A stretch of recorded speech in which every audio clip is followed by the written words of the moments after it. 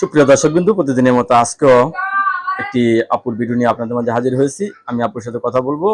আসসালামু আলাইকুম আপু। ওয়ালাইকুম সালাম। আপু ভালো আছেন? হ্যাঁ, আলহামদুলিল্লাহ ভালো। আপুর কি আগে বিয়ে শাদী হয়েছিল? হ্যাঁ, বিয়ে শাদী হয়েছে। তো অনেকদিন পর আসলেন, স্বামী পাওয়া যায়নি ভালো? না, স্বামী পাইলে তো আর আসতাম না। স্বামী পাওয়া যায় নাই। আশা দিয়ে রাখে সবাই, আশা তো পূরণ করে না। ও, আশা দিয়ে রাখে কেউ, আশা পূরণ করে না। একটা লোকের সাথে কথা বলছিলাম, সে বলছিল বাংলাদেশে এসে বিয়ে শাদী করবে। কিন্তু হঠাৎ করে একদিন ফোন দিয়ে আসি আমার নাম্বারটা ব্লক করে দিচ্ছে। মেয়ে শুনে ফোন ধরলে শুনে মেয়েরাই নাকি প্রতারণা করে। এখন তো ছেলেরাও এরকম করে প্রতারণা করে। নাহলে আবার 5-6 মাস পরে কেউ আবার মিডিয়ার সামনে আসতো। এখন যদি কেউ বিয়ে করতে চায় আপনাকে?